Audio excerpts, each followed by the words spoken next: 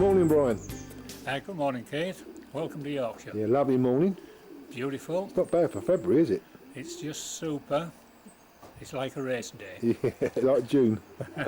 You like long distance racing pigeons? Yes, I do. I specialise in nothing else, Yes. really. So what system you race your pigeons on? I race them on Widowhood, both cocks and hens on Widowhood, but I do pair my best hens up for the long distance races, which are sort of Saints and the Paw National. Yeah. So, and when do you pair your pigeons up? Roughly the first week or so in February. Yeah, and how do you actually get them on the system? Well, the standard Widowhood system. I pair them up. They have their first lot of youngsters. The better pairs, I do leave them sitting for 10 days and then I move their eggs under something probably younger. And then after that they go back to nest again, and so that way I get two lots of youngsters off my best pairs. Yeah. You say you race hens and cocks on Widowhood. How do you do that? I do. I race both cocks and hens on Widowhood. The system being that I take the youngsters away, by the way, one hen, with the hen and one youngster away at about 15 days, and then leave the cocks to rear the one youngster until they've obviously ready, and then the hens all feed the odd youngsters what I've taken away with them. Yeah. That way it saves the hens laying again, and also it keeps them right, and both do equal share of rearing. Yeah. How about training? Training with old birds, I don't do the training with the old birds. I don't think it's necessary. I bear in mind that I do use the shorter races purely for training purposes. Yeah, to get them right. And I think it's the best form of training is actually racing. Yeah. How far do your pigeons race? To go through to Paw, which is 738 miles. Yeah. What's their build up for Poe then? What's a typical build up for a pigeon for Poe? Typical one would be to have about 3 or 4 inland races, and the first race we started at 98 miles. So it's anything over that, up to 220 miles. We'd have 3 or 4 of those, and then they would go probably one channel race, and then I would get them ready for Paw. Yeah. How about feeding? Do you break down? No, I don't break down at all. I feed a good mixture, and all my pigeons are upper fed at all times. That means that they don't have food. They have food in front of them at all times. Yeah. What sort of mixture do you give them? For racing, they're on a standard Widowhood mixture, and I subsidise that with probably extra maize when they get to the distance. This is a classy looking hen, Brian. What's this one? Yeah, that hen, she's Czech lady. She's been a very good hen. She's 9 years old now. She's just retired this year, having flown for 8 seasons. So what has she won on the road? She's had positions for club, federation, open positions in the National Flying Club, and also a good section position, National Flying Club. Yeah. So how many times has she been to Power? She's been to Paw 4 times. She's been to Saints 3 times, and she's been to Nantes 7 times. Yeah. And of course Nantes is almost 500 miles to us, so she's been a good reliable hen. Yeah. So what has she bred? She's bred some very good hens. Matter of fact, she's the dam of my first 2 hens with a clock this year from Paw, which was the first hen with blue paw. She was 3rd section, 41st open. How long have you been in the sport then, Brian? I started racing here in 1962. Yeah. Prior to that, I did have them as a lad when I was at home, but the army service interrupted, and so I came out of the army in 1961, bought this bungalow, moved in here in 1962, and I got my first pigeons, and I've had the same family ever since, with other introductions as the years have gone by. And you're only interested in long distance? I am only interested in long distance, yes. Yeah, so I have over the years been very, very successful at shorter races, but the distance races have always taken the priority. Yeah. So tell us 1 or 2 of your best performances.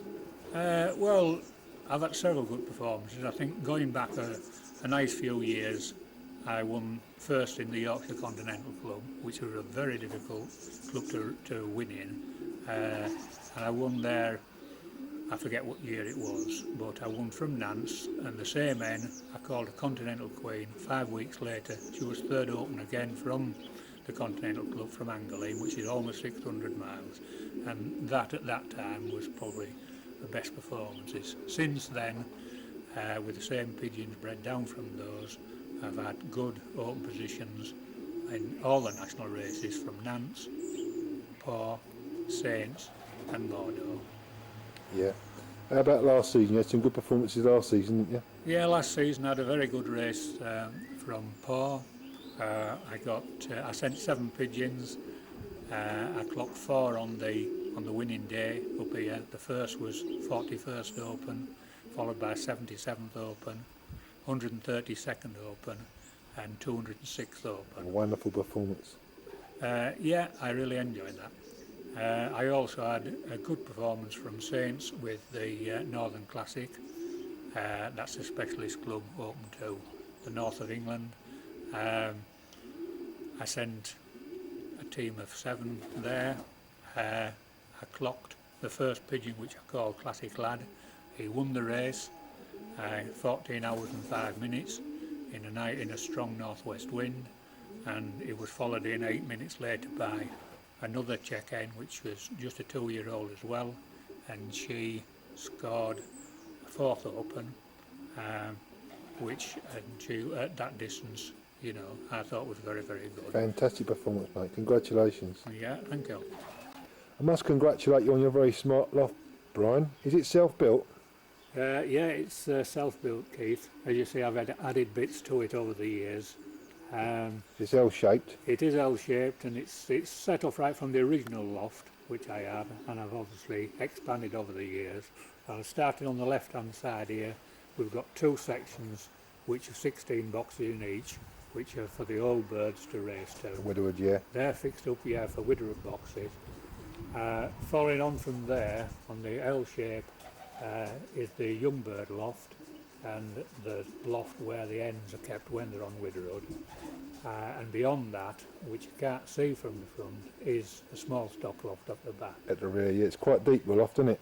The loft actually, yeah, along the left-hand side here, it's 8 foot deep, and on the right-hand part of the L, it goes to about 14 foot deep. Yeah, and all trappings for open doors.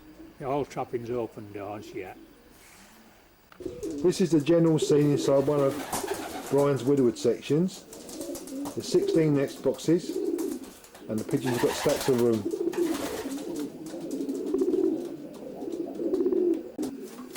And these pigeons in this section are mostly yearlings, and these are now paired up.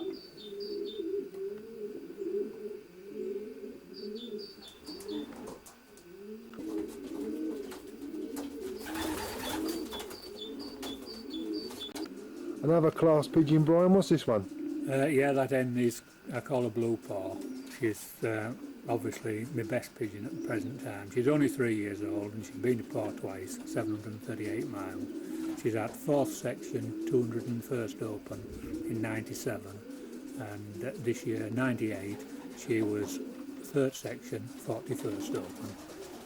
Yeah, and what's she? Obviously, she's a roundabout pigeon, Widowhood. Yes, she was raced on Widowhood, and then she was sent to Paw sitting about 14 days. Yeah, and she's a daughter of the other hen, the Czech team. She's the daughter of Czech lady, yep. Yeah.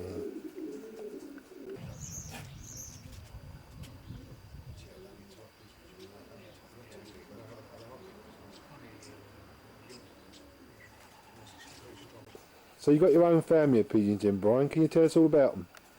Yeah, I call my family the Bride Hens, 700 Mile family. Yeah. I started them when I came here in 1962. My first pigeons came from Derek Smith at Great Ayton, which had a wonderful team of old pigeons. They were noted for the long distance performances. The Ainsworth pigeons, which had been in the middle area for donkey's years. They were noted for their performances with the Up North Combine from Borgies, yeah. And I was fortunate to get some very closely related Derek's best pigeons, which was Lolita and Oyster. From those and the progeny, I've kept them together, and then over the years I've introduced different families of pigeons which I considered would improve them. Starting, I was one of the first to get the Vanese when they came into the country, which, although they were Vanese, they were forgotten that one. They were the Jansen crossed with a Sticklebout. Yeah. I got them from Llewellyn Lofts in 1974. They crossed in great with the Derek Smith pigeons, the ones I already had. They crossed in great right from the start. They started winning, not only at short races, but them same pigeons took them right through to Paw, which to me is 738 miles. Another nice pigeon, Brian. What's this one? Yeah, that's the Bordeaux cock. He's now 12 years old. He raced through for 7 seasons. He's been to Paw 3 times. He's done all the long distance racing. His performances, he's had open positions in the National Flying Club from Nantes. He was 85th Open.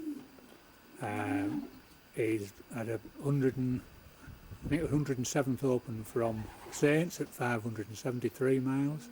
He's had 109th Open from Port, 738 miles, and he's had an open position from Bordeaux, which is 636 miles. And he's now in the stock loft. Let's talk about young birds now then, Brian. Yeah, sure, Keith. The young birds for me is purely for educational. The win, some win along the line. I fly them through to the coast, which to me is 220 miles. They all get raced every week, and what I finish up with what I would consider would be suitable for yearlings.